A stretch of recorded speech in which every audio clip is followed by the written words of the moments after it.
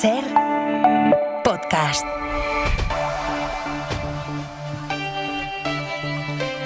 El fiscal general del Estado defiende su inocencia, insiste en que no filtró el correo por el que le está juzgando el Tribunal Supremo. Señor García Ortiz, ¿ha hecho usted llegar a personas ajenas de la Fiscalía el célebre correo de 2 de febrero de 2024? No, no lo he hecho llegar. No ha hecho. Y ha insistido en que nunca habló con Miguel Ángel Campos, el periodista de la SER, que ese es el supuesto gran indicio al que se aferran las acusaciones, que la cadena SER avanzó el contenido del correo la misma noche en la que el fiscal se lo pidió a sus subordinados. No mantuve ninguna conversación con el señor Campos, que quede muy claro.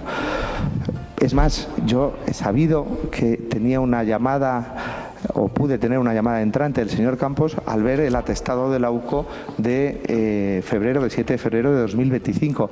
No tenía ni idea, pero desde luego yo no hablé con el señor Miguel Ángel Campos, lo dijo él y lo repito yo. No cojo llamadas desde que soy fiscal general del Estado porque me volvería loco. Y ha explicado que para él la mayor prueba de que él no filtró ningún email es que él movió cielo y tierra para sacar una nota de prensa explicando lo que había pasado y lo que no, y que él quería que esa explicación fuera limpia, institucional, y que le costó un disgusto incluso porque la fiscal superior de Madrid, Almudena Lastra, estaba intentando frenar esa nota de prensa y él le tuvo que perseguir durante horas para que cumpliera su orden de enviar la nota. El hecho de empeñarme, si se me permite la expresión, el hecho de que yo tenga una desagradable discusión con la fiscal superior de Madrid porque salga una nota cuando ya se han revelado los correos, yo creo que lo que está poniendo de manifiesto es que yo lo que quiero es que la respuesta institucional de la Fiscalía pública, veraz y ante todos los ciudadanos sea lo que esté.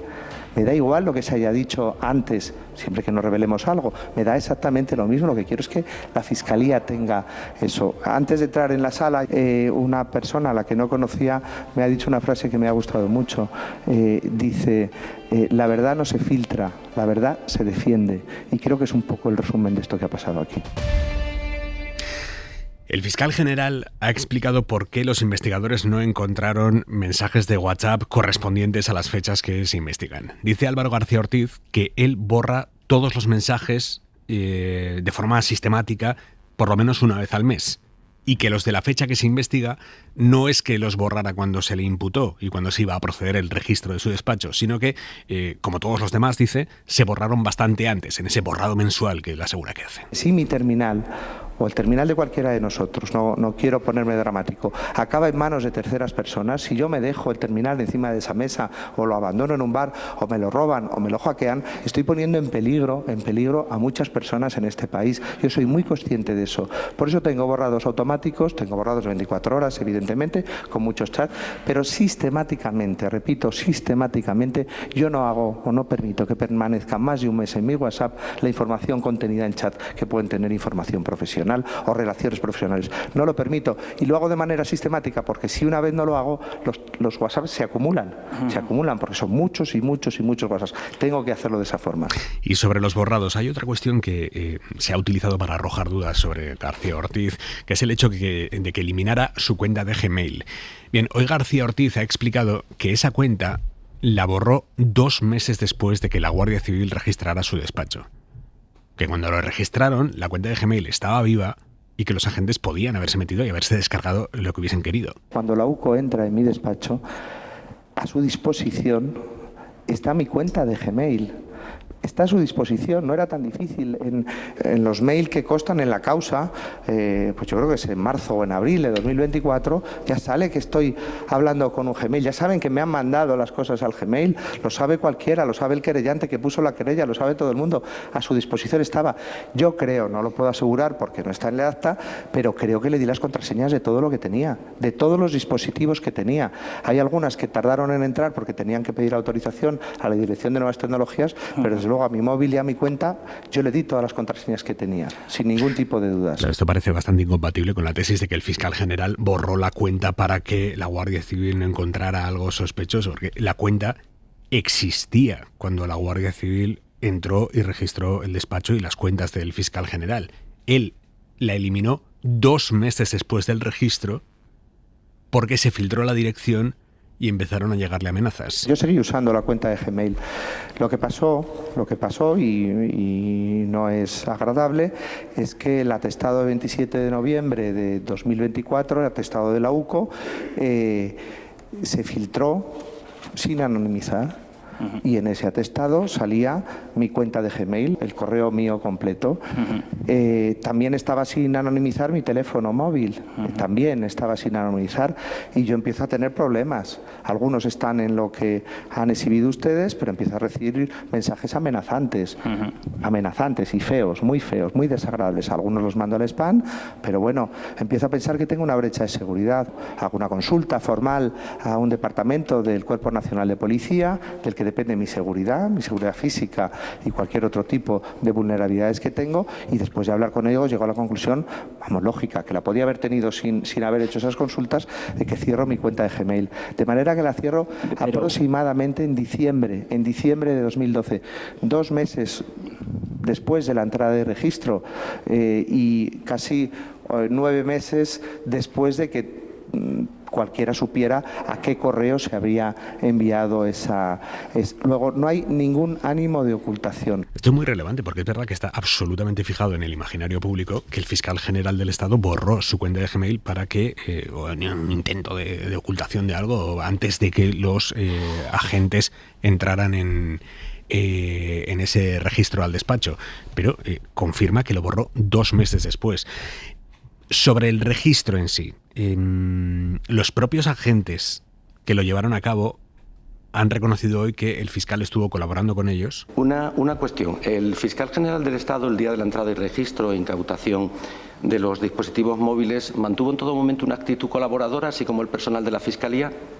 Sí, estuvieron colaboradores, participaron el PIN del teléfono, e incluso cuando se le requirió alguna gestión posterior también mantuvo una colaboración activa. Que no parece la actitud de alguien que quisiera sabotear ese registro o ocultar pruebas. Y eso de que el fiscal general colaboró con todo no lo ha dicho un agente, lo han reconocido todos los agentes a los que se les ha preguntado. Durante la entrada y registro, el fiscal general del Estado mantuvo siempre una actitud de colaboración, así como el personal de la Fiscalía. Sí, colaboradores en todo momento. Una cuestión muy llamativa que se ha abordado hoy sobre el registro del despacho al fiscal general del Estado es que el juez llevó la instrucción, el juez Hurtado le dio la orden a la Guardia Civil de que entrara al despacho del fiscal general y se llevara toda la información del móvil, ordenador y correos desde el 8 de marzo de 2024 hasta el día del registro, que fue el 30 de octubre. Son 7 meses de información. Aquello era salvaje, el propio juez rectificó poco después y dijo, me lo acotan a 1 semana. Pero es verdad que en el momento del registro la Guardia Civil tenía la orden del juez de entrar allí y llevarse la información de 7 meses. Pues bien, hoy los agentes que hicieron aquel registro han comparecido ante el tribunal y han reconocido que no se llevaron la información de 7 meses, se llevaron todo, empezando por el móvil. ¿Ese volcado del dispositivo móvil fue total, de la totalidad del contenido del teléfono móvil? Sí, correcto. ¿O estuvo limitado del periodo de 8 de marzo hasta el día 30 de octubre? Esto es 7 meses y 22 días de información. El volcado del teléfono móvil en concreto se hace completo. Todo lo que tiene almacenado ese teléfono en ese día, en ese instante. Voy Entonces también. tendrá información desde que se haya empezado a utilizar hasta ese día. Las tarjetas NanoSIM, 2 tarjetas NanoSIM que se extrajeron del móvil del señor fiscal general del Estado, ¿se copiaron o clonaron de forma total? Sí. Bien. Esto con lo que tiene que ver con el móvil. Luego está lo que tiene que ver con un disco duro que tenía el fiscal general del Estado en el despacho con el contenido de un ordenador antiguo. Y de ese disco se hizo un clonado. Se hizo un clonado. ¿El clonado de ese disco duro del ordenador de sobremesa del ordenador de sobremesa anterior del señor fiscal general del Estado, fue ese volcado, ese clonado fue total? Sí, correcto. Total. O sea que ahí tampoco se cribó por fechas. Ellos dicen, no, nos lo llevábamos y después se hacía ese cribado después. Pero no, se llevaron toda la información. Se hizo una copia de toda la información de todo el periodo de tiempo que tenía allí el fiscal general del Estado, ni más ni menos. Y la nube La nube también la copiaron entera. Sí, tenía... OneDrive es una plataforma que se encuentra en la nube y lo que te hace es, de esa información que tienes en la nube, te hace una copia en tu ordenador local, ¿vale? En una estructura de carpetas, que bueno, por no entrar en toda la estructura de carpetas, se almacenan ahí. Entonces eso se sincroniza automáticamente con OneDrive. Cada archivo que suba se hace una copia ahí. Entonces lo único que se hizo fue una copia de esa información. ¿Recuerdas si la copia de esa información, de ese repositorio de información en la nube, fue total? Sí, fue total. Sin limitación de fechas del 8 de marzo al 30 de octubre, esos 7 meses y 22 días, no sé. Es que es imposible. Tendríamos que estar semanas para poder hacer ese filtrado. O es imposible o se tarda mucho y es posible. Que es que son dos cosas completamente distintas. O una cosa o la otra. Estamos hablando del registro al despacho del fiscal general del Estado, que es posiblemente el registro más delicado que se ha llevado a cabo nunca en democracia. Entonces, lo de que habría llevado mucho tiempo ser exquisitos, eso flojea bastante como argumento. Y le han preguntado, ¿y con el ordenador actual, el ordenador que tenía encima de la mesa el fiscal general del Estado, pasó lo mismo? ¿Se copió entero? Cuando hay mucha cantidad de información, se intenta evitar carpetas que no tengan nada que ver con documentación, depende de la investigación. Sí, depende. Y en este caso, ¿se hizo esa selección, ese cribado de carpetas en relación con lo que interesaba la investigación, o en este caso el ordenador de sobremesa se copió? ¿Cómo se hizo? En el momento de entrar en registro yo literalmente no sabía lo que se estaba buscando. A mí solamente me dicen que se necesitan tipos de documentos y yo voy a la estructura de carpetas donde sé que hay documentos. ¿Qué tipos de documentos tenían que buscar ustedes en ese ordenador? En principio daba igual documentos cualquier tipo o igual que correos electrónicos. Documentos, por ejemplo, de Word, PDFs... Claro, todo tipología de archivos. Bien, insisto, la limitación temporal, ¿en qué consistía? ¿La recuerda? ¿A cuánto se refería, a cuánto se extendía ese...? Le vuelvo a decir, durante la entrada y registro es muy difícil hacer una limitación temporal. Eso normalmente se hace luego en la fase de análisis. ¿Es muy difícil hacer una limitación temporal o es imposible hacer una limitación temporal? Porque no es lo mismo. O sea, es muy difícil quiere decir que se dedicas el personal suficiente como para hacer de forma pulcra ese cribado in situ en el registro al despacho del fiscal general del Estado. ¿Se puede hacer o no se puede hacer? Es todo muy llamativo. Y el abogado del Estado, Iñaki Ocio, que obviamente está haciendo estas preguntas porque está buscando hilos de los que tirar para pedir una nulidad por desproporción, el abogado del Estado le ha preguntado. ¿Ustedes estas limitaciones informáticas sobre que tenían que llevarse, si no me ha dicho mal, el dispositivo móvil en su totalidad, el correo electrónico profesional del señor fiscal general del Estado en su totalidad, la cuenta local OneDrive en su totalidad, el disco duro con la copia del ordenador antiguo del señor fiscal general del Estado en su totalidad? ¿Esas limitaciones de que tenían que llevarse todo se lo manifestaron a la letrada de la Administración de Justicia? ¿De que tenían que llevarse todo? Ahora mismo no lo recuerdo, pero normalmente sí que se le indica. Normalmente se hace, pero no se acuerda si ese día lo hicieron. Cuando se le pregunta lo mismo al jefe del operativo de la UCO, si pidió permiso al juez para llevarse más información de la que el juez le había autorizado a llevarse, esto contesta. ¿Pidieron ustedes, concretamente el jefe del operativo, autorización para seguir adelante con la diligencia, a pesar de haber constatado que técnicamente no era posible ajustarse al marco temporal establecido en el auto que la autorizaba? No me acuerdo. Nadie se acuerda de nada. Ese mismo responsable del operativo de la UCO ha protagonizado un momento bastante llamativo cuando la abogada del Estado le ha reprochado que realmente la UCO deduce que fue el fiscal general del Estado el que filtró el mail, o la Fiscalía General del Estado quien filtró el mail, porque un alto cargo de la Fiscalía lo recibió días antes. Que infiere esa culpabilidad porque un alto cargo de la Fiscalía General del Estado lo recibió.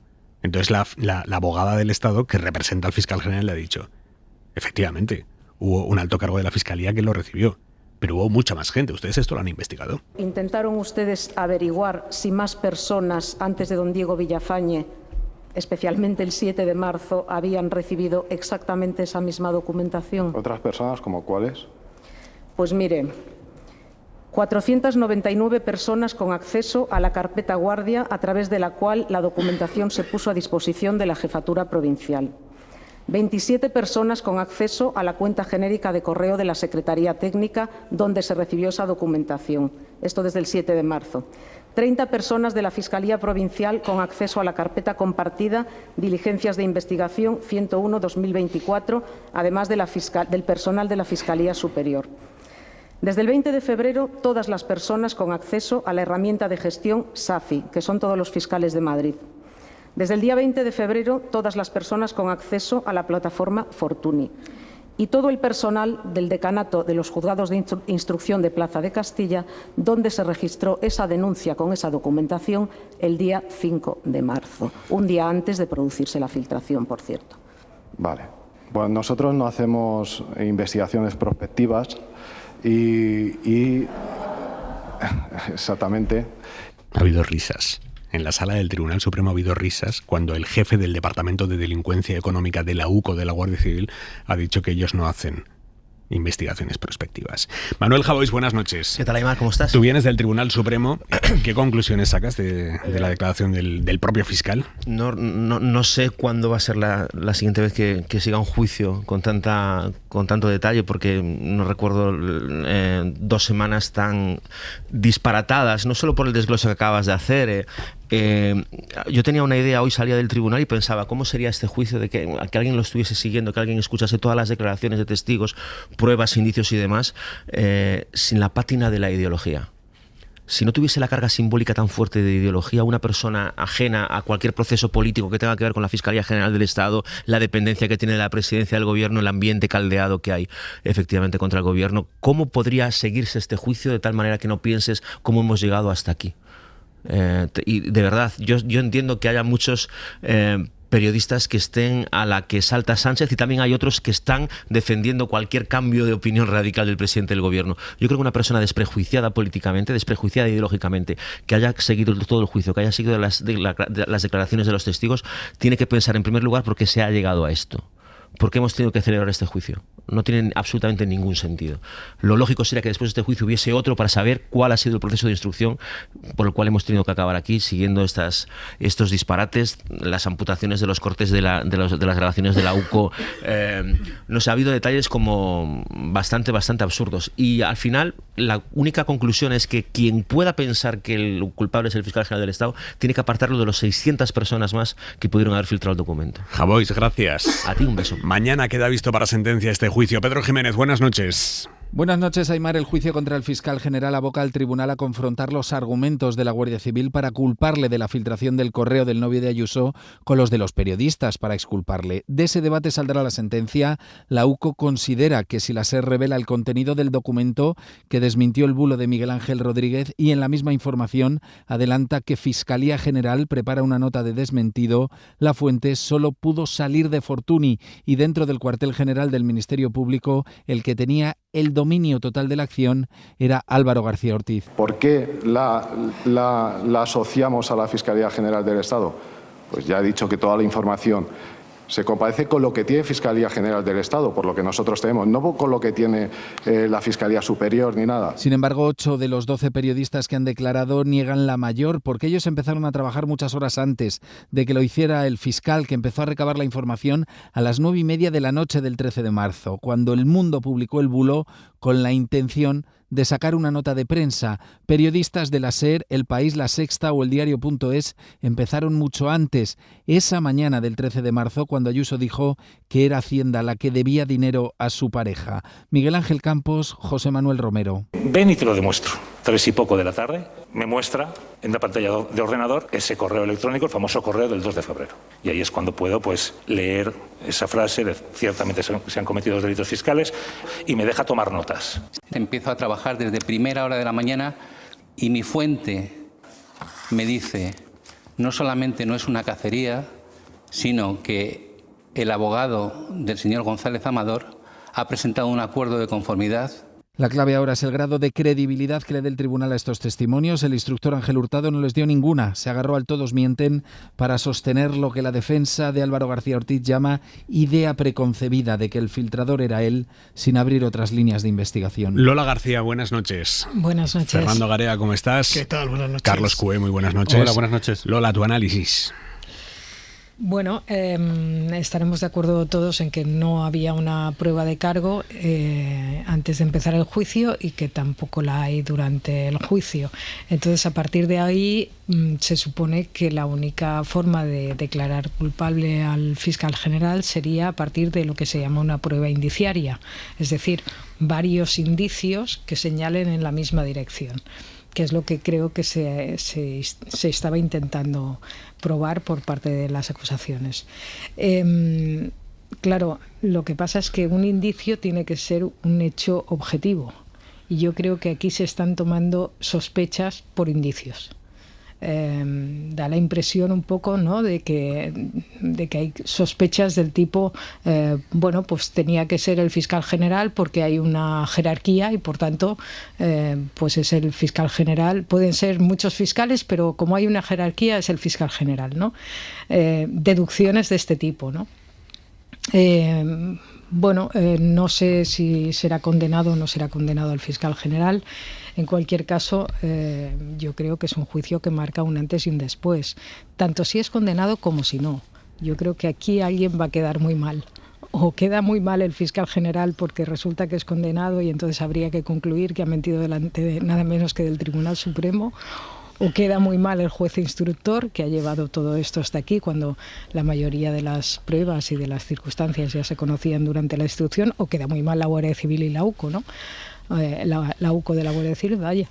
En fin, no es un caso menor, aparte de ser inédito, las consecuencias de lo que se pueda decidir por parte del Tribunal Supremo.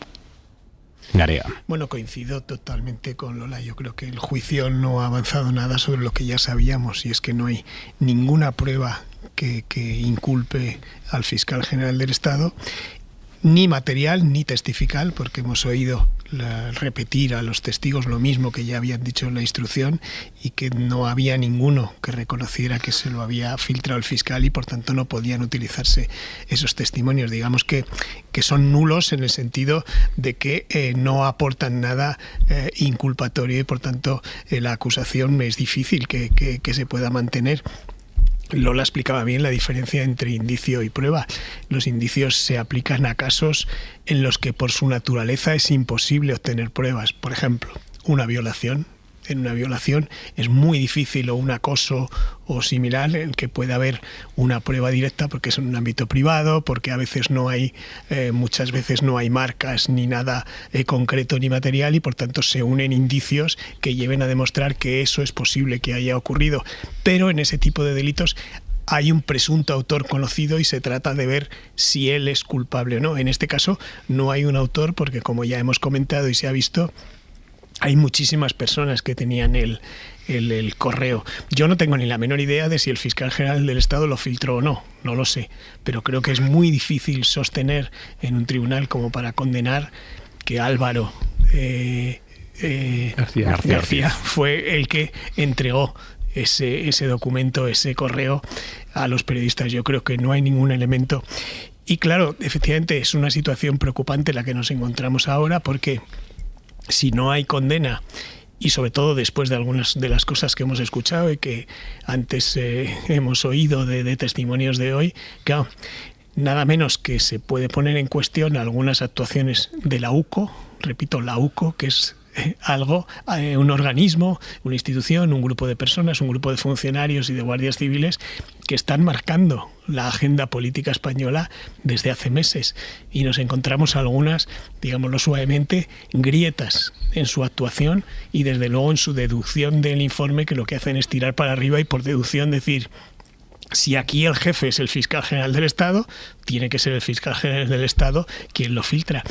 Eso es peligroso y claro, nos lleva a pensar, o por lo menos a revisar, que otros informes de la UCO, y con esto no estoy poniendo en duda su trabajo, ni muchísimo menos, pero sí la posibilidad de que a veces tomemos como verdad absoluta algunas de las cosas que dicen estos informes. Y también puede quedar tocado el Tribunal Supremo, porque es una instrucción que hace un magistrado del Tribunal Supremo, acreditado en su carrera profesional, y que puede haber algunas cosas como aquello que ponía en el auto de culpar al gobierno cuando rápidamente, sin embargo, en la vista oral el presidente de la sala ha apartado eso y puede estar en cuestión. Y hacia el otro lado nos podemos encontrar también que en el caso de que haya una condena, insisto, en mi modestísima opinión, que no soy jurista y simplemente leo, escucho y pregunto a personas que pueden saber, pues que no sé si es una condena sin pruebas. Y además, en todo caso, con un cierto conflicto institucional, porque es nada menos que el fiscal general del Estado, y además con un presidente del gobierno que ha dicho que no hay pruebas y que cree que es inocente, y por tanto el conflicto también estaría por ese lado. Sigo diciendo, pese a todo esto, y no es contradictorio, estoy dispuesto a sostenerlo, que quizá Álvaro García tenía que haber dimitido antes de llegar a la vista oral y no llegar a la vista oral con el atributo y el cargo del fiscal general del Estado, pero creo que eso corresponde a otro día y de hecho ya hemos hablado de eso, pero hoy que acaba el juicio, solo quedan las conclusiones de las partes para mañana. Me parece que queda clarísimo que no hay pruebas concretas, ni materiales, ni testificales. A mí me parece muy interesante la imagen muy javoisiana de hacer un juicio para juzgar cómo hemos podido llegar hasta aquí. Me parece muy interesante porque creo que no se va a hacer en la justicia, pero se va a hacer periodísticamente, evidentemente, se va a hacer en el análisis político, el cómo hemos llegado hasta aquí, que creo que es, visto el juicio, la gran pregunta. Porque escuchando a los responsables de la UCO, realmente bastaba con que hubieran preguntado a una serie de periodistas profesionales cómo funciona el periodismo. No sé si lo sabéis, hay un montón de gente enganchada a este juicio, un montón de gente ajena al periodismo enganchada a este juicio, que está descubriendo muchas cosas de cómo funciona el periodismo gracias a este juicio, porque han ido muchos compañeros allí. Y creo que la UCO debe estar también descubriendo muchas cosas de cómo funciona el periodismo, porque claramente no saben. Porque si la UCO llega a la conclusión de que como la cadena SER tenía el texto y a la vez sabía que la nota iba a hacer la Fiscalía General iba a hacer una nota, evidentemente tiene que ser la misma fuente. Pero oiga, ¿de verdad nadie le ha explicado a la UCO que trabajamos con varias fuentes cada una de nuestras informaciones? Algo tan sencillo como que tú puedes saber, por un lado, está básico. Claro, a lo mejor los que trabajamos desde hace muchos años en esto lo vemos muy claro y un señor de la UCO no, pero como haces tú, Fernando, y como hago yo, que no somos juristas, preguntamos a juristas. La UCO, para hablar de una filtración y para entender una filtración, podía haber preguntado un poco a periodistas cómo funciona. Oiga, ¿es perfectamente posible? No. En el 99,9% de las informaciones relevantes que se publican en este país no hay una sola fuente. Porque claramente, por eso tardamos tanto, por eso es otra gente que se está sorprendiendo. Y si lo tenían, ¿por qué no lo publicaron? Pues porque hablamos con muchas fuentes, porque queremos confirmar. Yo recuerdo los papeles de Bárcenas, los teníamos bastante antes y tardamos un montón en publicar. ¿Por qué? Porque hay que confirmar un montón de cosas, hay que hablar con un montón de gente, estar súper seguro de que los papeles son adecuados. En fin, estas cosas que está descubriendo mucha gente al ver el juicio, me parece increíble que la UCO no lo sepa. Que puedes tener 2, 3, 4 y hasta 5 fuentes para una información tan delicada como esa, y que claramente Campos no tenía una sola, como no la tiene nadie, como no la tenía José Manuel Romero, como no la tenía José Precedo. Evidentemente todo el mundo tiene varias fuentes. Yo estoy alucinado, y ya el hecho de que le pregunte la abogada del Estado, le pregunte, oiga, ¿y ustedes miraron a ver si podía haber sido alguno de los otros 600? No, bueno, es que eso no lo hemos mirado. Oiga, es que es el elemento central. No hacemos investigaciones. Pero si es que es el elemento central que se discute en este juicio, yo de verdad estoy desconcertado. De hecho, por eso que dices, es un delito que es muy difícil de probar, y por eso podríamos decir que eso casi nunca se condena a nadie. Un delito. Yo me atrevo a decir que no ha habido ninguna condena. Es que no ha habido ninguna condena. Es un delito imposible. Pues teóricamente. Claro. Por eso no se suele investigar y no se llega nunca a juicio. Claro.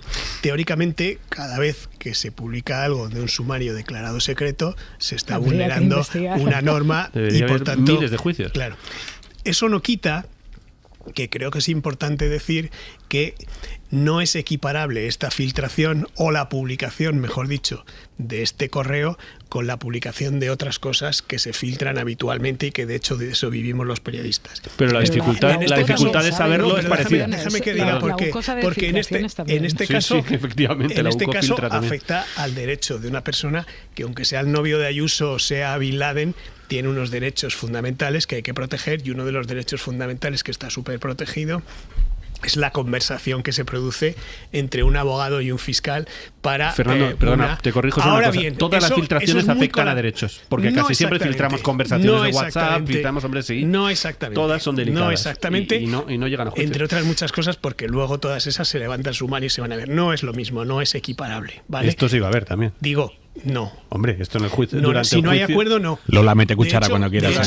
Durante el juicio se habría visto. Que en el juicio no es invocable el acuerdo cuando no se ha cerrado el acuerdo. No se puede utilizar para condenar a nadie ni para decir a alguien. Con esto no estoy... De hecho, tienen que operar como si esas negociaciones no hubiesen existido. Que en este caso se acaba investigando, y se acaba investigando hasta el final, en buena parte porque es el novio de Ayuso.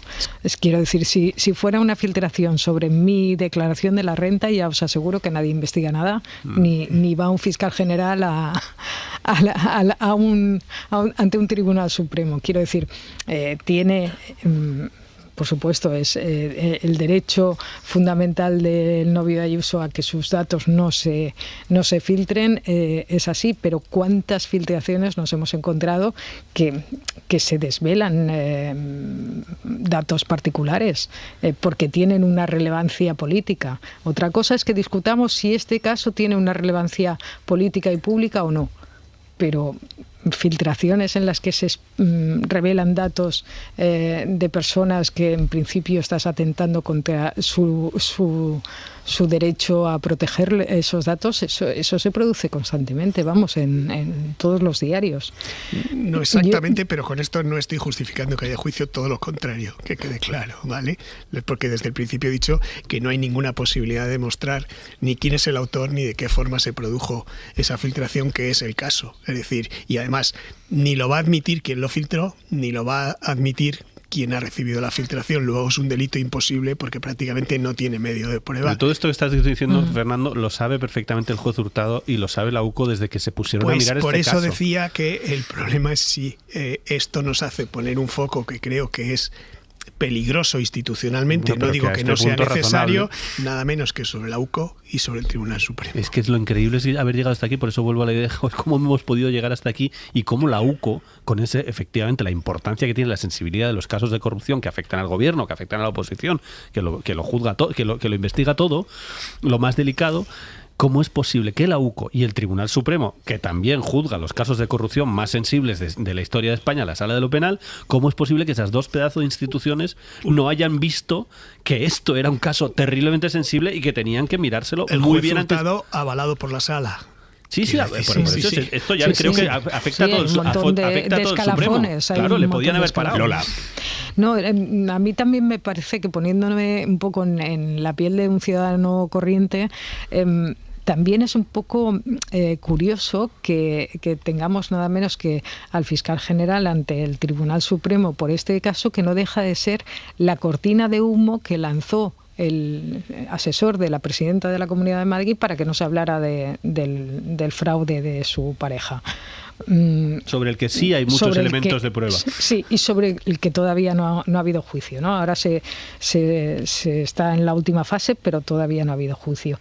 Lo digo porque, no sé, se está investigando también a la mujer del presidente por una presunta malversación, por utilizar, en principio, supuestamente, medios de la Moncloa para fines particulares, y también vimos el otro día a Miguel Ángel Rodríguez, asesor de la presidenta, explicar sin ningún rubor que él utiliza los medios y el tiempo pagado por la Comunidad de Madrid para defender a su pareja y para difundir determinados mensajes que además son falsos entre los periodistas. A mí también me parece eso una malversación. Quiero decir, hay un montón de cosas que rodean a todo esto que son para un ciudadano normal son extrañas, ¿no? Porque dices, bueno, y estamos, tanta prisa se han dado en juzgar esto, tanto esfuerzo, tanta y al otro no. Es que sobre todo... Para mí una de las cosas más extrañas, perdón, sé que es colateral, pero es que hoy me ha llamado mucho la atención escuchando la intervención de los distintos miembros de la UCO que participaron del registro del despacho del fiscal general del Estado, reconociendo que entraron allí con la caballería y que se llevaron todo, todo. Y que no se hizo un mínimo filtro. Porque deben estar acostumbrados a hacerlo así. Ahí está la cosa. Claro. Si esto se hace con el despacho del fiscal general del Estado, ¿qué no se hará cuando entren en la casa de un ciudadano particular? Mira, yo el otro día hablaba con un jurista sobre este tema y decía, una de las cosas de que está en discusión hace muchísimo tiempo es por qué en el resto de Europa este tipo de investigaciones las hace la Fiscalía con un juez de garantías. ¿Por qué es así en toda Europa menos en España? Pues porque cuando la Fiscalía toma una decisión excesiva, en este caso voy a ir al despacho del fiscal, en el caso de que hubiera una investigación de la Fiscalía, como es en Italia, como es en Francia, como es en Alemania, ¿qué habría pasado en este caso? La Fiscalía dice, quiero ir al fiscal general. Y el juez de garantías, que para eso está, en el instante, no después, no ex post, porque aquí es ex post. Ex post la sala te dice lo has hecho mal, en este caso. Pero el juez de instrucción tiene una libertad total y dice, para adelante, la Guardia Civil que se presente en el despacho del fiscal. Lo que pasaría en Italia o en Francia, donde también hay errores, por supuesto, pero hay un filtro que es, oiga, llega usted al juez de garantías, quiero ir al fiscal. Y el juez de garantías muy probablemente te habría dicho, oye, para un momento. Es el fiscal general, para un momento. Yo creo que es muy probable que hubiera pasado eso, de decir, oiga, es el fiscal general del Estado, vamos a coger toda la información, vamos al despacho y sacamos toda la información, y además, como sabemos cómo funciona, resulta que acabó filtrada la mayor parte de esa información, que se conoce todos los números a los que llamó el fiscal general del Estado, todas las direcciones de sus casas, información absolutamente privada de meses y meses. Es una cosa... Que por cierto, aquí la Fiscalía se lleva las manos a la cabeza con este registro masivo, cuando la Fiscalía muchas veces informa a favor en otras causas, ya no solo de que se copien dispositivos enteros, sino de que se lleven los aparatos para que luego ya se separe el polvo de la paga, se hagan los expurgos famosos estos, pero después. Y salen cosas, y se filtran cosas también. No, que sí, es muy delicado. Si yo me pregunto ahora, escuchando todo esto, que tiren la última piedra, ¿no? El elemento central... Sí, pero que igual merece una reflexión la manera en la que se practican las registros, según qué causas, según qué delitos, ¿no? Igual tenemos que hablar de que la unidad de élite de la Guardia Civil no tenga una tecnología para buscar por fecha los archivos, por fecha. Es que había una orden expresa del juez de te puedes llevar lo que es desde marzo hasta octubre. Se llevaron todo. Y después ya con tiempo lo vemos. Hombre, que es el registro al fiscal general del Estado, no en su domicilio particular, en su despacho oficial de la Fiscalía General del Estado. Es una institución. Uno de los elementos fundamentales de la gente que está convencida desde hace meses que el fiscal general del Estado es culpable, que hay muchísima, porque como decía antes Javois, esto es un juicio casi de Real Madrid-Barça, entonces mucha gente está convencida antes de tiempo. Dice, no, pero es que como borró todo, es clarísimo que tenía que ser él. Bueno, aparte de que hoy le he explicado cómo lo borraba y sistemático, que podemos dudar, podemos no dudar, pero con lo que tenemos encima de la mesa y con lo que sabemos, de verdad, si vosotros tenéis a Aimar Bretos, tiene ahora mismo, sabe que esta semana, hombre, ya por ponerte a ti que eres el jefe, tú sabes que la semana que viene van a pillar tu móvil y lo van a mirar entero, Aimar. Pues pierdo mi trabajo y posiblemente mi libertad. A lo mejor si puedes lo borras. Seguimos en Hora 25.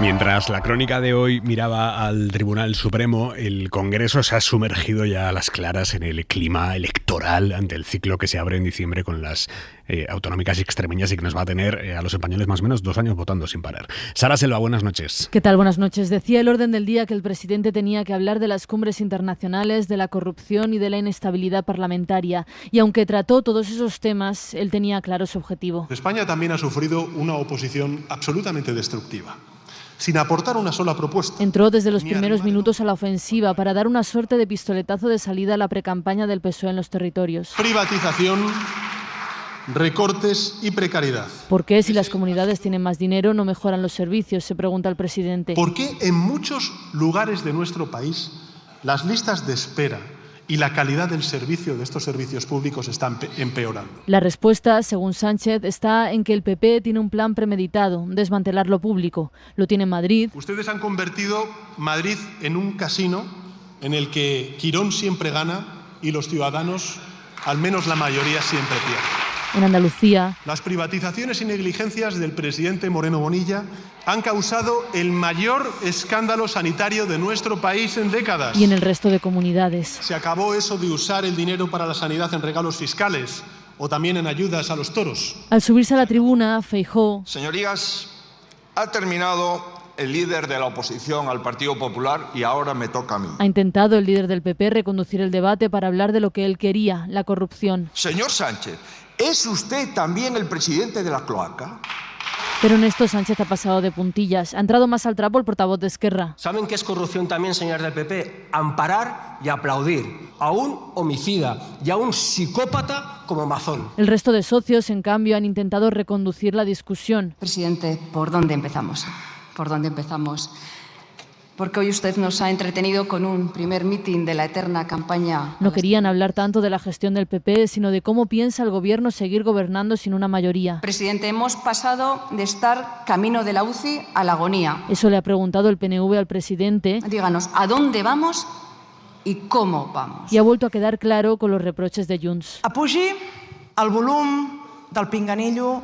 Nogueras le ha pedido a Sánchez que se suba el volumen del pinganillo I escolti'm, para escuchar bien aquesta relació s'ha acabat. que su relación está acabada. El presidente ha intentado volver a encauzar el diálogo. Mi grupo parlamentario necesita sus votos, pero también su grupo parlamentario necesita nuestros votos, señorías. Dice que las horas y horas que han pasado negociando merecen la pena. Y ahí están los resultados, señorías. Ha tenido que escuchar también Sánchez los reproches de Sumar en materia de vivienda. El Ministerio de Vivienda debe actuar ya, dejarse de anuncios y de teléfonos de la esperanza. No le han sentado bien al presidente. ¿Se imagina usted, señoría, que nosotros hiciéramos lo mismo con ministros y ministras de Sumar? También Feijóo se ha aventurado a entrar en el asunto. Yo le garantizo que la política de vivienda dependerá de mi vicepresidencia primera. Eso se lo garantizo, señoría. Aunque colocándole en bandeja la respuesta al presidente ¿Y a quién se la va a dar usted, señoría?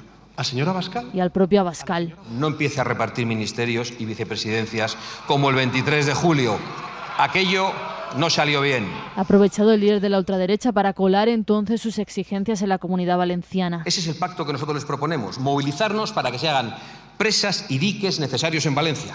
¿Cree que podrá su candidato comprometerse a las obras que necesita Valencia, a exigirlas sin miedo a que le llamen negacionista? Lo que ha hecho Pedro Sánchez es hacer lo que hace constantemente Feijóo, pedir elecciones. Que vayan los valencianos y valencianas a elecciones, que no quieren más dosis de negacionismo, lo que quieren es cambiar el rumbo. Ha empleado Sánchez cada resquicio del debate para volver a dejar claro su objetivo. Vamos a defender con uñas y dientes el estado del bienestar y lo vamos a hacer, señorías, por tres motivos fundamentales. Por responsabilidad, por convicción y, sí, el tercero, por patriotismo. Entrar a la confrontación no tanto con Feijóo, sino con sus presidentes autonómicos. Conclusiones, QE. Pues yo creo que ha sido un debate interesante en el sentido de debate de arranque de campaña electoral. Efectivamente, claramente ya Sánchez está pensando en las elecciones autonómicas y está creando un relato para esas elecciones autonómicas y un campo de juego que es interesante, evidentemente, para el gobierno, son sus intereses, pero el gobierno tiene comprobada una cosa que es muy llamativa y ha pasado en los últimos años. El PP históricamente en todas las encuestas daba como su premio era la gestión. Históricamente el PP tenía un plus de gestión. El PP ha perdido ese plus en las encuestas serias, no digo en las encuestas de verdad. Ese plus que tenía históricamente lo ha perdido. El PP está perdiendo imagen de gestión a chorros, la pierde por muchas cosas. Evidentemente Valencia le destroza la imagen de gestión, pero hay muchas otras cosas. Y en Andalucía, por ejemplo, evidentemente el PSOE lo tiene muy difícil en Andalucía, pero si algo tenía Juanma Moreno era gestión, es un buen gestor, es una persona moderada. Bueno, pues ahora con esto de los cribados evidentemente hay un fallo de gestión muy claro y ahí es donde va el gobierno y ahí es donde va el marco del debate que quiere marcar Sánchez y del que Feijóo se ha escapado más o menos, pero no se va a poder escapar del todo. De hecho, ha habido varios presidentes autonómicos que han entrado a responder a Sánchez, obviamente, porque lo que les está cuestionando Sánchez es que están privatizando de manera directa o indirecta y por tanto, y este es un elemento que nos vamos a escuchar en los próximos meses muchas veces, que a ti te pueden bajar los impuestos 100 euros, pero la privatización lenta te hace que el coste de la vida se te multiplique, porque acabas teniendo que pagar una universidad privada para un hijo tuyo que cuesta mucho más de 100 euros, acabas teniendo que pagar un seguro privado que no tenías pensado pagar de salud que cuesta bastante más de 100 euros una familia, y acabas teniendo que ir a gastarte más dinero en ese tipo de servicios. Y por tanto, digo, como leitmotiv de una campaña muy larga que vamos a tener hasta las generales, con varios pasos autonómicas, creo que el gobierno va a ir por ahí. Y el PP claramente lo que quiere es ir a corrupción, lo que quiere es ir al antisanchismo, quiere quedarse en el espacio del rechazo que genera Sánchez entre la derecha y la movilización de la derecha contra Sánchez, pero sin entrar en el contenido, porque Ayuso, por ejemplo, se ve muy claro cuando entra en contenido, que entra muy poco, lo tiene peor. Y eso es lo que está intentando llevar. Bueno, yo creo que se ha visto claramente que hoy Sánchez se ha erigido en el jefe de la oposición de los varones del PP, ¿no? Eso es. Yo creo que el PP, cuando ganó las comunidades autónomas, la mayor parte de comunidades autónomas que quedaron en su poder, pues ganó una base territorial muy potente, pero que quizá no está sabiendo aprovechar o sacarle el rédito que en principio parecía que podía tener, ¿no? Y la gestión en esas comunidades autónomas se le está revelando complicada en casos muy significativos. Andalucía es el caso quizá más complicado, ¿no? Porque es donde, es una comunidad que había, aparte de poblacionalmente lo importante que es, en la que había conseguido darle la vuelta, ¿no?, al histórico dominio del PSOE, y además está liderada por una persona que en el Partido Popular pues tiene una ascendencia importante, como es Moreno Bonilla. Entonces Sánchez pues intenta ya poner el rumbo a esas elecciones. Yo creo que de la jornada de hoy, de este pleno, quizá donde me ha parecido que estaba más incómodo es en el tema de la mayoría parlamentaria, porque por mucho que quieras ningunear a Junts, es tan evidente que no tienes una mayoría parlamentaria y que aguantar hasta el 2027 es muy complicado en esas circunstancias, que por mucho que pretendas pasar de puntillas, se hace un silencio bastante elocuente cada vez que tiene que responder a eso o justificarlo de alguna forma.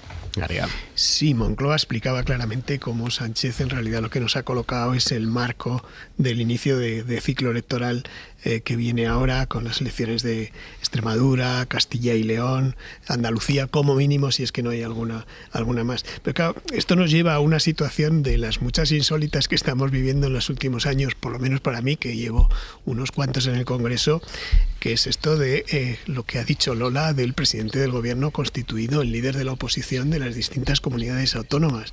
Es decir, este giro institucional hace que, si hoy iba a ser una especie de debate del Estado de la Nación, que por cierto no se convoca en esta legislatura, aprovecho para decir, si iba a ser por la cantidad de temas, iba a ser una especie de debate del Estado de la Nación, al final ha sido un debate de Estado de las regiones, sino de la región.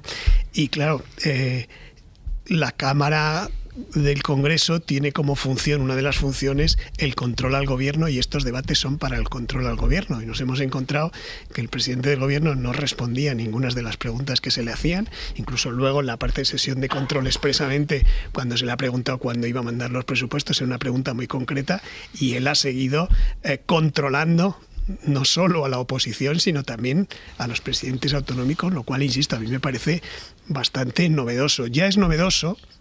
Yo no dejo de asombrarme, aunque ahí está, que haya 5 ministros, nada menos que 5 ministros, que son candidatos ya en sus respectivas comunidades autónomas, que utilizan a veces abiertamente y sin ningún pudor la rueda de prensa del Consejo de Ministros para hacer oposición a esas comunidades en las que se van a presentar, buscan además motivos para comparecer en esa rueda de prensa para poder lanzar esos mensajes.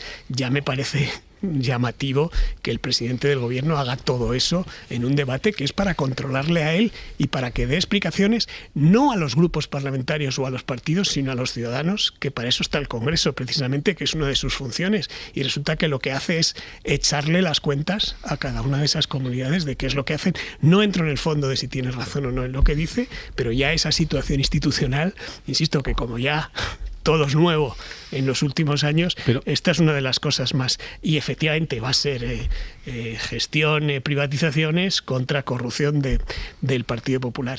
Luego, respecto a lo de Junts, que hablaba Lola, yo lo veo en términos casi de lo que ocurre en las relaciones personales. Es decir, cuando te enfadas con alguien y ese alguien hace como que no es consciente de que tú te has enfadado, como que no te echa cuentas, como se dice en Andalucía, te termina molestando, incomodando, y lo que tienes que hacer es subir el tono para que de verdad se note que estés enfadado.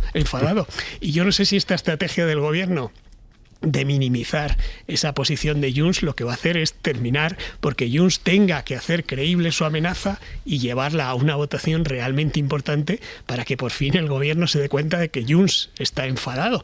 Todos nos ha pasado eso, que te enfadas alguna vez con alguien, con una pareja, con un amigo. Es que Junts ya ha votado, ya ha tumbado votaciones muy importantes. El decreto antiapagones, quedan la reducción de la jornada laboral. Quedan muchas importantes, tanto que, como decía Lola, le pueden hacer muy difícil la continuidad, y hoy Pedro Sánchez ha pasado por encima de eso como si nada pasara. Y luego solo un apunte, me parece muy importante una pincelada: las 2 veces que Pedro Sánchez se ha mostrado, aunque lo ha hecho con cierto humor, molesto con la portavoz de Sumar por hacer públicas las discrepancias en el gobierno. Yo no creo que hoy haya pasado tan por encima. Es verdad que si comparamos el tono de Nogueras y el de Sánchez, pero Sánchez hoy ha dicho una cosa que hasta ahora no había dicho, que es un saltito, que es decir, oiga, sí, ustedes también me necesitan, yo necesito sus votos, pero ustedes también me necesitan a mí, porque ustedes si no acuerdan conmigo, ¿con quién van a hacer política? ¿Para qué sirve Junts? Que yo creo que es lo que va a intentar, con muchas dificultades y probablemente no lo consiga, pero lo que va a intentar el gobierno en los próximos meses es decirle a Junts, cuando se cargue alguna ley, que se las va a cargar sin ninguna duda, cuando se las cargue, dice, bueno, ya, lo que le decía Rufián hoy a Junts, que decía, oiga, a no ser que en Cataluña no haya discapacitados, no haya pensionistas, no haya desigualdad, no haya nada, todas las leyes que vienen a partir de ahora importan a los catalanes, con lo cual Junts no puede borrarse del todo, o por lo menos van a intentar que tenga un coste borrarse del todo, que es una jugada difícil con Junts, pero evidentemente todo el mundo tiene sus límites. Ahora, a mí me parece muy interesante lo que decía antes Fernando de efectivamente no es el formato, no es lo habitual, pero es interesante que Sánchez entre en este debate, porque también tenemos una anomalía bastante histórica, que es que el PP domina prácticamente casi la totalidad o la gran mayoría del poder autonómico. Y no hay... Una anomalía no es fruto de una selección. No es una anomalía, digo que es algo si que me permites, no digo que esté mal. Podrá gustar o no, pero anomalía... Oye, una anomalía es algo que no es normal. Digo que lo normal es que estuviera más o menos dividido. No, hombre, no lo digo en sentido negativo. Lo digo en el sentido de que normalmente el poder autonómico suele estar más repartido. Esta vez está muy concentrado en el partido de la oposición, que es una cosa bastante anómala y bastante rara. Lo normal es que el partido que gana las elecciones generales tenga más poder en las autonómicas. Bueno, pues no, aquí pasa al revés. Todas las autonomías están casi en manos del PP, la mayoría, y el gobierno en manos del otro. Con lo cual tiene bastante lógica que se produzca ese choque, porque lo que dice Sánchez es, oiga, yo estoy gestionando dinero, poniendo un montón de dinero encima de la mesa, y estos señores lo usan legítimamente porque han ganado las elecciones, Fernando, no vamos a discutir eso, pero lo usan de una manera completamente diferente a la que yo estoy planteando, con lo cual tengo derecho a debatirlo. No, quería comentar sobre el tema de Junts. Yo creo que lo que está ocurriendo es que el PSOE cree todavía que puede, en los 2 meses que vienen por delante, cambiar la situación. Es decir, de aquí a las Navidades, pues bueno, puedes recolocar el calendario y no llevar cosas demasiado importantes al Congreso. También la producción de leyes ha bajado bastante. Y llegan las Navidades y enero no hay sesiones en el Congreso, con lo cual tienes 2 meses por delante para intentar reconducir la situación. Y creo que es lo que se está intentando. Es decir, se está intentando trabajar en lo que estaba pendiente, que si el traspaso de inmigración, que si el catalán, que si el tema das también tiempo a que el tema de la amnistía se pueda concretar, con la vista puesta que de aquí a 2 meses se pueda revertir esa situación con Junts. La multirreincidencia que puede venir. Sí, la multirreincidencia. Y yo creo que eso es factible hasta cierto punto. Es decir, yo creo que si hay un cambio, si hay un punto de inflexión, va a ser si hay o no amnistía a principios del año que viene. Es decir, si hay amnistía, pues es factible tarde, ¿no? que Va a ser primavera mínimo, dicen, ¿no? Bueno, Constitucional. hay varias versiones sobre eso, hay varias versiones sobre eso, porque ahora premia también. Entonces, bueno, pues si eso se recondujera, pues podía tener el gobierno bastante más aire para acabar la legislatura. Pero no creo que el Constitucional lo acelere para que siga el pacto entre el gobierno y Junts, ¿no? No estoy diciendo semejante cosa, pero Fernando nunca se sabe. una sonrisa. Seguimos en Hora 25. En la cadena SER, Hora 25. Aimar Bretos. Y Aimedia el Larguero. Manu Carreño, muy buenas. Aimar Bretos, ¿qué tal? Luego hablaremos de la entrevista de Carlo Ancelotti que ha concedido a Tomás Roncero en el diario AS, donde habla de Xabi Alonso, habla de Vinicius, diciendo que se equivocó. La acaban de hacer pública la entrevista ya entera hace un ratito y enseguida hablamos con Tomás Roncero también de esas palabras de Ancelotti y hablaremos de esa guerra entre el Barça y la Federación que ¿Se resuelve o no se resuelve? No se resuelve y que yo creo que está perjudicando sobre todo a la imagen del futbolista. Se preocupa mucho por cuidar a Lamine en el campo y las lesiones y tal, pero a Lamine también hay que cuidarle fuera de los terrenos de juego. Luego hablaremos de ese asunto en el Sanedrín, en una noche en la que nos visita Ander Herrera, el futbolista de Boca Juniors, que ahora está jugando allí uno de los partidos y uno de los sueños que tenía como jugador de fútbol. Pues ha jugado hace unos días el Boca River, ganó Boca 2-0 y en un ratito hablaremos con él de eso y de un montón de historias más. Por ejemplo, de la pubalgia que ahora tiene Lamine Yamal y que él tuvo también hace unos años. Luego le preguntaremos cómo se recuperó. Hasta luego, Manu. Adiós, Aimar. Mañana estamos en A Coruña. Mañana emitimos Hora 25 desde Coruña, desde la antigua fábrica de armas, que ahora es la ciudad de Dastic. ¿Qué tiempo vamos a tener mañana? Jordi Carbó, buenas noches. Buenas noches. Hoy no me lo preguntas, pero te lo digo yo. ¿Tú sabes cómo se viste alguien que va a pescar, ¿no? Al mar. Sí, ¿no? Pues sería una buena idea para mañana. Ostras tú, vale. Va a llover mucho, vale. Ha llovido mucho, continuará lloviendo. Empezamos con lo de Canarias, porque ha llovido también muchísimo en la isla de La Palma. Se han superado los 100 litros por metro cuadrado en algunos puntos. Por suerte ha ido cayendo durante muchas horas y si bien los barrancos llevan mucha agua, habrá sido una situación más beneficiosa que perjudicial. Durante la madrugada las tormentas se irán extendiendo de oeste a este por todo el archipiélago. Los últimos sitios en verse afectados, la parte más oriental. A la par que también esta borrasca se irá aproximando a la península y mucho cuidado mañana, al final del día, en la mitad oeste de la península, tendremos grandes acumulados de agua, especial atención por ejemplo en el sistema central. En cambio, en el este del país todavía mucho sol y calor, como hoy en San Sebastián, por ejemplo, máxima de 28 grados. Wow. Jordi, gracias. Buenas noches. Adiós. Estábamos analizando el alto voltaje que ha tenido la jornada parlamentaria hoy en el Congreso. Una de las cosas, por cierto, de las que estaba llamado a dar explicaciones Pedro Sánchez era acerca del tema de Leire Díez y no ha dicho prácticamente nada, a pesar de que anoche escuchamos esos audios de una reunión grabada por el fiscal Estampa en los que Leire Díez, esa señora que nos había dicho que era solo una periodista y que tal, Leire Díez se presentaba como la enviada del PSOE. Otra cosa es que lo fuera o no lo fuera, pero que se presentaba como la enviada del PSOE. Eso es que lo escuchamos anoche. Ana Fernández Vila, muy buenas. ¿Qué tal, Aimar? Buenas noches. Ninguna referencia hoy de Sánchez al caso de la exmilitante Leire Díez. El presidente ha despachado así en el Pleno las acusaciones de Feijóo. Usted solo quiere hablar de asuntos sobre los que hemos dado cumplida cuenta, siempre, y que deben ser dirimidos en los tribunales. Los socialistas se escudan en la investigación judicial en marcha para evitar hablar del tema y todo su empeño pasa en privado y en público por restar importancia al hecho de que Díez se presentara como mano derecha de Santos Cerdán. Dicen que ellos no pueden impedir que cualquiera diga que habla en nombre del partido. Pachi López. Cada uno se puede presentar como le dé la gana, pero lo que queremos, lo he dicho siempre, es saber la verdad de todo esto que hay detrás y nosotros estamos muy tranquilos con este asunto. Eso es lo que intentan trasladar, que este asunto no les preocupa, que todos son bulos, se lo decía la vicepresidenta Montero al PP en la sesión de control al gobierno. Ustedes saben que son mentiras, que son bulos, que son difamaciones. Mientras se esfuerzan por desvincularse al máximo de Leire Díez, recuerdan que ya ni siquiera es militante del PSOE. ¿Pero entonces se van a personar o no se van a personar contra Leire Díez? Bueno, es que... Contra una señora que está utilizando su nombre en vano, ¿se van a personar? Claro, es que yo creo que el problema de este tema no es solo que ella se presentara así, sino la cantidad de indicios, volvemos a la palabra indicios, que por lo menos crean sospechas respecto a esto, ¿no?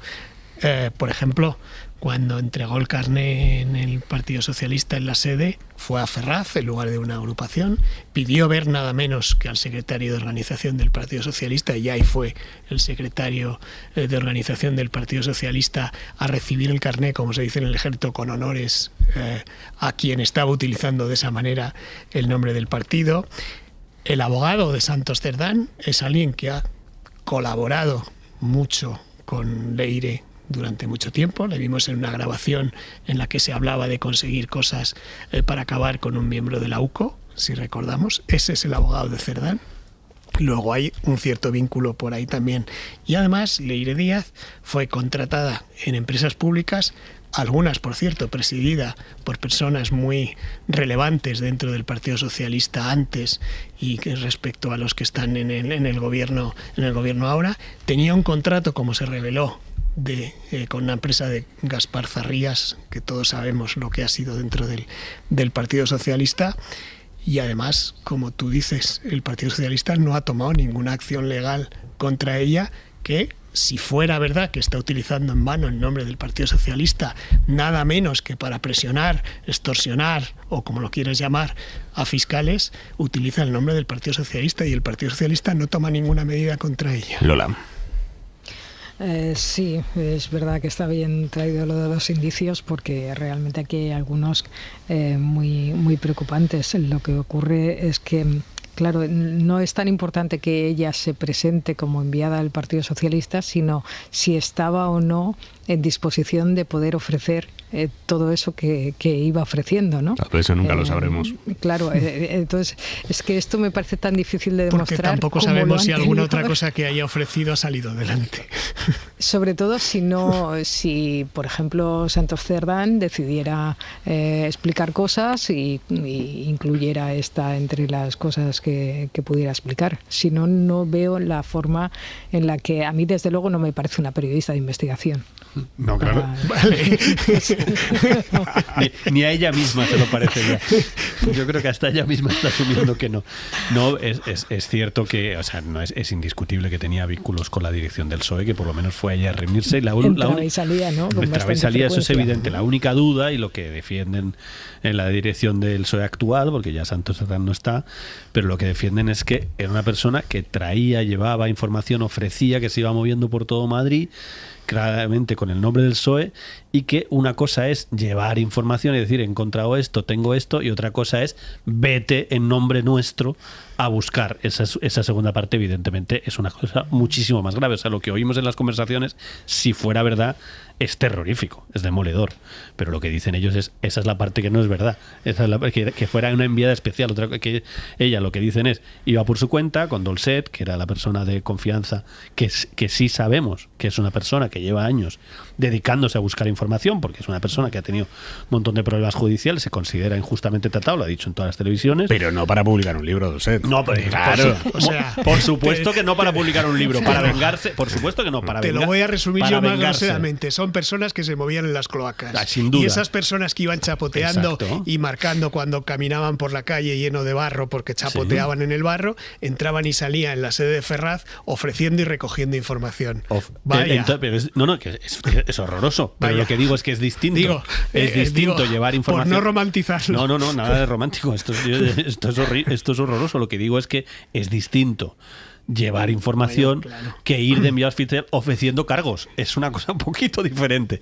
Porque lo que sí sabemos, efectivamente, como decía antes Aimar, no sabremos nunca. Bueno, yo creo que ya sabríamos a estas alturas alguna cosa. Si alguna gestión de Leire Díaz hubiera sido exitosa, yo creo que a estas alturas ya sabríamos, porque vamos, se está mirando por arriba y por abajo, y está la UCO, que evidentemente la UCO es la principal, iban a por ellos, y está efectivamente con muchas ganas de pillarle a Leire Díaz. Creo que le habrán mirado absolutamente todo. Y creo que el juez está muy empeñado en el tema. Por eso digo que ya creo que a estas alturas ya sabríamos algo. Pero bueno, si no, lo sabremos o no. Lo que sí sabemos es que de lo que tenemos encima de la mesa no hizo nada. no, o sea, lo que prometió no lo tenía, porque sí sabemos que con el anterior mandato, sí sabemos que Rajoy empezó a mover y movió policías, el ministro de Interior... No hay que hacer comparaciones. No, sí, porque sí, pero ¿cómo no que no hay que hacer comparaciones? Es que estamos hablando de cloacas, hablando de cloacas, y las clocas pueden ser eficaces... Es que si te vas a clocas te puedes ir a las del hogar también. Bueno, ya, pero la otra la tenemos reciente y el juicio es dentro de un mes, Bueno, vale, pues lo saco, si no le gusta a Fernando, lo saco. Pero hombre, es que me parece que estamos hablando de... Te evitaba argumentar como a veces argumentan los políticos diciendo pero aquello fue la leche. Pero que no tiene, no digo que aquello fue la leche, digo que fue exitoso. Lo digo en el sentido de que hay cloacas que funcionan, en el sentido de que se ponen una serie de objetivos y vamos. Aquello de Kitchen tampoco funcionó. Bueno, como tú bien sabes. Hicieron algunas cosas. El cura aquel tampoco. El cura fue un cutre, pero hicieron algunas cosas. Hay un punto de conexión. Menudo recuerdo desbloqueado el cura. Hay un poco de conexión porque Pérez Dolcet, una de las de los problemas judiciales, algunos de los problemas judiciales que ha tenido, vienen de la etapa de Villarejo. O sea, Bueno, claro, es que todo gira alrededor de Villarejo y las cloacas, por eso digo que hay cloacas mínimamente esto sería exitosas, una derivada de la cloaca principal. Pero esto es una cloaca. Sí, esto es realmente la definición de esta gente es cloacas buscando información por parte de gente que se considera perjudicada por las cloacas. Claro, buscando venganza. Este país está lleno de cloacas. Este país te lo cuentan y no te lo crees. El motivo fundamental es la venganza. El motivo fundamental es la venganza. Como todo en esta vida, Carlos Cue. Bueno, algunas cositas no, también hay amor. Seguimos en Hora 25. Hora 25. Aimar Bretos. Donald Trump está intentando contener como puede el efecto de las últimas revelaciones sobre el caso Epstein que le afectan a él. Porque este escándalo, a diferencia de otros, este escándalo sí que le cuesta popularidad a Donald Trump. Esta noche el presidente ha acusado a los demócratas de intentar desviar la atención, de propagar bulos, porque los demócratas han divulgado hoy varios emails que demuestran hasta qué punto llegaba la relación entre Trump y el pedófilo Epstein. En uno de esos correos, Epstein le contaba a su mujer, a la mujer que actuaba como conseguidora de la red pedófila, Epstein le contaba a esa mujer que Trump había pasado horas con una de las víctimas de la trama. Es gravísimo este email para los intereses de Trump. Washington, Sara Canals, buenas noches. Hola, Aimar, buenas noches. Sí, son correos que el pedófilo le había enviado, como dices, a su cómplice y pareja, Ghislaine Maxwell, y que sugieren que Trump pues, había pasado horas en su casa con una de las víctimas y que el presidente, según escribe Epstein textualmente, sabía de las chicas. Son correos a los que se agarran ahora los demócratas de este comité del Congreso para exigir que salga a la luz toda la verdad. There's a lot of veracity to that particular email, in my opinion. So, in light of all this, again, it just raises the notion that we should get these Epstein files. Creo que hay mucha veracidad en esos correos y la administración debería difundir todos los documentos. Defiende este congresista demócrata que asegura que tarde o temprano pues van a obtenerlos todos. Pasado el cierre de gobierno, ahora los demócratas en la Cámara Baja prevén votar una moción para exigirle a la administración que difunda finalmente todos los papeles. Es algo que podría ocurrir hoy mismo, o podrían también impulsar citaciones judiciales para que testifiquen ante el Congreso figuras clave como el príncipe Andrés o la propia Ghislaine Maxwell, que está en la cárcel, recordemos, cumpliendo su condena. Mientras tanto, en la Casa Blanca, Trump y su secretaria de prensa acusan a los demócratas de lanzar una campaña de distracción.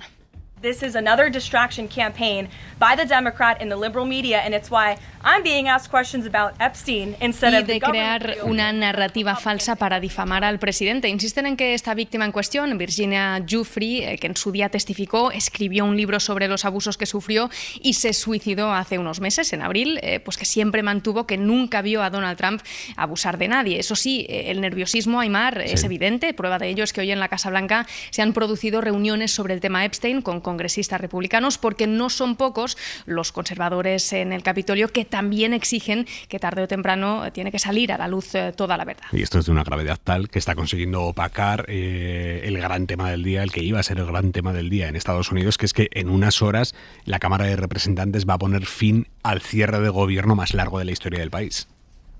Pues sí, una Cámara que, claro, por culpa de este cierre había estado completamente inactiva desde hace más de 50 días y hoy retoman la actividad con el fantasma de Epstein bien presente. El voto en principio está garantizado porque allí los republicanos pues no necesitan una amplia mayoría para aprobar estos presupuestos y el presidente de la Cámara, el trumpista Mike Johnson, se mostraba así de optimista. We're very optimistic about the vote tally tonight. We think this is going to happen and we're sorry that it took this long.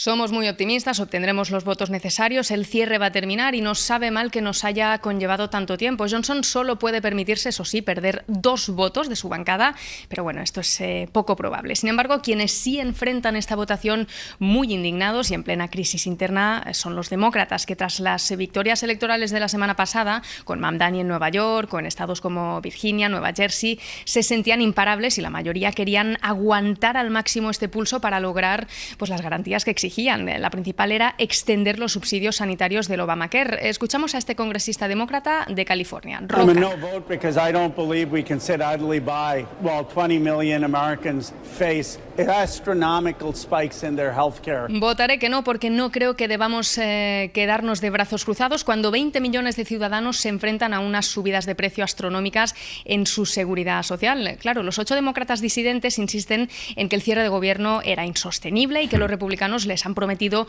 votar y debatir sobre el Obamacare el próximo mes. Así que finalmente esta resolución, lo que se vota hoy, es para financiar el gobierno hasta el 30 de enero. Eso tampoco soluciona todo el problema. Les devolverán también el trabajo a los más de 4.000 funcionarios que Trump despidió aprovechando este cierre y extienden también a los polémicos cupones alimentarios hasta el mes de septiembre. En cuanto al espacio aéreo, aún pasarán unos días hasta que el tráfico se restablezca y todo vuelva un poco a la normalidad. Sara, gracias. A vosotros. Aquí en España, la verdad es que son muy angustiosas las conversaciones que hemos conocido y las llamadas de auxilio de personas usuarias del servicio de teleasistencia de la Generalitat Valenciana el día de la Dana. Sabíamos ya, lo contamos en su día, que de los 229 muertos por la Dana, 37 eran personas que tenían este servicio de teleasistencia de la propia Generalitat Valenciana que avisó tardísimo. Ahora sabemos que algunas de estas personas estuvieron llamando desesperadas a ese teléfono de teleasistencia pidiendo ayuda. Empezaron a las 4 menos 10 de la tarde a llamar. 4 menos 10, piensen en lo que faltaba todavía para que llegara la alerta, 8 y 11. Hoy hemos conocido las transcripciones de algunas de esas llamadas y son terribles. Isabel Villar. Sí, esa llamada de las 4 menos 10 la hizo la hija de una de las usuarias del servicio desde Utiel. Le decía a la operadora que Utiel se inundaba, que no sabía si su madre estaba en casa, tenía 90 años y vivía sola en una planta baja. Le decía la hija a la operadora, referido a su madre, si está en casa tiene que estar muy mal, porque está el agua hasta arriba. La operadora llama al 112 y a la policía local para que vayan en auxilio de esta mujer, pero le dicen que están saturados. La jueza destaca en su auto otra llamada a las 7 menos 10 desde Paiporta y a esa hora también desde otra localidad afectada por el desbordamiento del Poyo, Picaña. A las 18:54 una usuaria llama desde ahí al teléfono de teleasistencia de la Generalitat y dice que el agua le entra por todas partes. El literal es: hola, estoy muy asustada, me está entrando agua en casa. La operadora le responde que se suba al sofá o a la cama e intenta llamar a la policía local y a una amiga de esta mujer para ver si podían ir a ayudarla. 10 minutos después vuelve a llamarla a esta mujer, a la usuaria del teléfono de teleasistencia, y ella le repite que el agua sube con mucha fuerza, que está encima del sofá, pero que el agua le entra en casa. La operadora le dice que se suba más alto, lo más alto posible, a una mesa, que ella va a seguir pidiendo ayuda, y esta mujer le responde: vale, por favor, rápido. Escribe la jueza en su auto de hoy que ya no pudieron hablar más con ella. La magistrada utiliza estas llamadas como una prueba más de la falta de avisos a la población el día de la tragedia. Si se han incorporado en los últimos minutos a Hora 25, sepan que mañana va a quedar visto para sentencia un juicio histórico. Es el juicio al fiscal general del Estado en el Tribunal Supremo, acusado el fiscal de filtrar un correo electrónico. La declaración de esta tarde de García Ortiz era el último paso de este proceso, antes de que mañana las partes presenten ya sus conclusiones y se cierre el juicio. Señor García Ortiz, ¿ha hecho usted llegar a personas ajenas de la Fiscalía el célebre correo de 2 de febrero de 2024? No, no lo he hecho llegar. No ha hecho. Así ha defendido esta tarde su inocencia el fiscal general del Estado, acusado de filtrar ese correo. Él insiste en que no lo filtró y defiende la nota que emitió la Fiscalía para desmentir aquella falsedad que difundió Miguel Ángel Rodríguez de que había sido la propia Fiscalía la que le había ofrecido el pacto de conformidad al novio de Ayuso, pero que a última hora lo había retirado por supuestas órdenes de arriba. No encontrarán ustedes a cualquier persona que me dirija ni un ápice, ni una cuestión que pueda ser mal interpretada sobre el señor González Amador o nada parecido. Cuando digo nada parecido me refiero a su entorno. No hay absolutamente nada porque era mi obsesión es la Fiscalía, mi obsesión es proteger a los fiscales y mi obsesión es amparar que hacemos un trabajo difícil, duro, pero muy digno, muy digno. Hoy los investigadores han reconocido que si apuntan al fiscal general es por inferencias, no porque haya nada concreto que les lleve a señalarle a él. Y han admitido además que durante el registro en el despacho del fiscal general se llevaron información de un periodo de tiempo mucho mayor de aquel que les había autorizado el juez. Javier Bañuelos. Sí, se llevaron todo y analizaron todo porque, como han reconocido ante el propio tribunal, no pudieron expurgar lo que buscaban. En el momento de entrar en registro yo literalmente no sabía lo que se estaba buscando. La defensa del fiscal ha preguntado a los responsables de aquel operativo si pidieron autorización al juez para llevarse más de lo que les pidió, pero como apuntas, ha habido algunas lagunas entre los propios agentes. No me acuerdo. Yo creo que es que no sé exactamente el marco temporal, ahora mismo no me acuerdo, no sé si era desde el 8 en adelante. No sé. Los agentes de la UCO sí han confirmado la colaboración activa del propio fiscal general del Estado. ¿Puso él algún tipo de problema o reticencia a esa entrega? Ningún problema. De hecho, él nos comunicó que había cambiado recientemente de móvil. Que lo había destruido. Que lo había destruido. Se escucha susurrar a su compañero, el teniente coronel Antonio Balas, que ha tenido los momentos más tensos con la defensa del fiscal después de que haya hablado de redundancias de indicios para situar el origen de la filtración en la Fiscalía General. ¿Quién tiene esa información? La tiene Fiscalía General del Estado. ¿Intentaron ustedes averiguar si más personas habían recibido exactamente esa misma documentación? ¿Otras personas como cuáles? Pues mire, 499 personas con acceso a la carpeta guardia y todo el personal del decanato de los juzgados de instrucción de Plaza de Castilla. La abogada del Estado ha intentado que los peritos de la UCO explicasen por qué no verificaron si otras personas habían recibido ese mail antes del 8 de marzo. La respuesta del teniente coronel Balas provocaba algunas risas en la sala. Bueno, nosotros no hacemos investigaciones prospectivas y exactamente, pero vamos, lo que usted marca, eso sí que es una investigación prospectiva y vamos, imposible de abarcar. Los peritos de la Guardia Civil tampoco han podido acreditar cuándo borró el fiscal general los mensajes de la semana clave de marzo. Tampoco, como ha insinuado la acusación, si Álvaro García Ortiz hizo una llamada de WhatsApp al periodista de la SER, Miguel Ángel Campos. No puedo aseverar que eso sea ni una llamada a WhatsApp, ni puedo decir que sea con el señor Campos, ni con nadie. Los testigos de la Guardia Civil, Aimar, han reconocido que el fiscal general del Estado no tuvo toda la cadena de correos hasta 25 minutos después de que la SER publicara el contenido del correo con la confesión del novio de Ayuso. Gracias, Bañuelos. Mañana, por tanto, termina un juicio excepcional. Isabel Vega, buenas noches. ¿Qué tal, Aimar? Es que es un juicio excepcional y el hecho es que se está celebrando en un marco que también lo es. Y ya no solo por el damasco de seda rojizo de la sala de lo penal, que da un dramatismo tremendo a cada plano del fiscal general, o por esos estrados de caoba que hacen parecer a todos los magistrados mucho más altos. Es que cuando vas a cubrirlo te recibe el Palacio de las Salesas y 2 tramos de escalinata de mármol hasta la Biblioteca del Supremo y sus aledaños. Y es grande, ¿eh? Cabemos 200 medios acreditados. No hay otra que estar allí, porque esa fue una de las primeras sorpresas del juicio, que puede seguir casos sin mucha relevancia en la Audiencia Nacional por YouTube, y aquí ni streaming ni difusión de señal en directo. Los que tienen mejor perspectiva, aunque el sonido es infinitamente peor, son las personas que están siguiendo las sesiones como público en la misma sala. Tiene un aforo como de unas 70 entre periodistas, que son generalmente cronistas porque dentro no puedes usar el ordenador, e interesados. Hay mucho fiscal arropando a García Ortiz en esos bancos, Aimar, y mucho codazo y mucho susurro susurro durante las sesiones. Desde la biblioteca solo se les ve la coronilla, como hoy a los peritos de la UCO, aunque eso era para preservar su intimidad. Sí pincha la realización algún gesto del fiscal general, discreto eso sí. Quitándolo del me suicido de González Amador, la verdad es que no hay muchos aspavientos en este juicio. Tampoco en el tribunal, ¿eh? El presidente, Martínez Arrieta, está dejando hablar.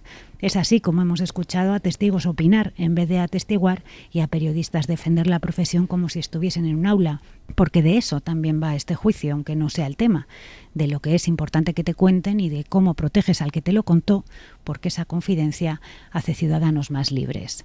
Pero no deja de ser un juicio, hay dos partes enfrentadas y siempre alguien pregunta quién va ganando. Pues va por días, a veces depende incluso de si por la mañana o por la tarde. Al final sobre la mesa está lo que ya conocimos durante la instrucción y hemos llegado hasta aquí, así que veremos.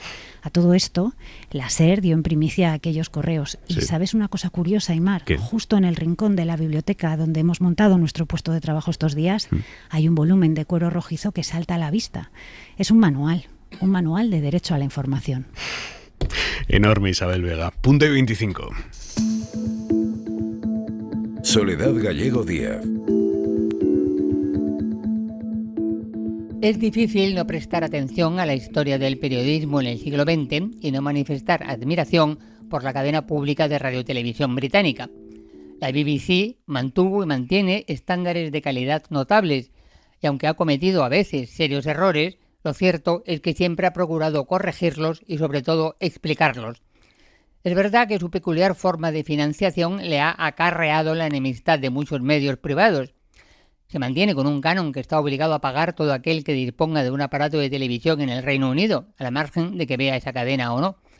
Es un sistema polémico, pero hasta ahora ha permitido que la BBC alcanzara niveles de excelencia. En estos momentos se encuentra sometida a un ataque furibundo por parte del presidente de Estados Unidos, Donald Trump. Es verdad que la BBC, que tiene una gran audiencia en Estados Unidos, cometió un error grave. Juntó en unas únicas declaraciones dos momentos diferentes de la intervención de Trump a raíz del ataque al Capitolio.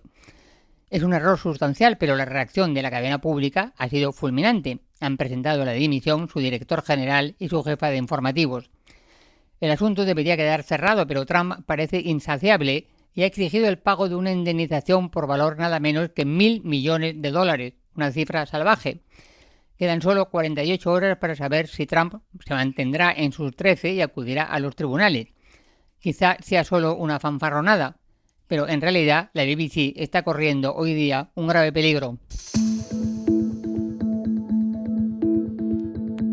Punto y 25.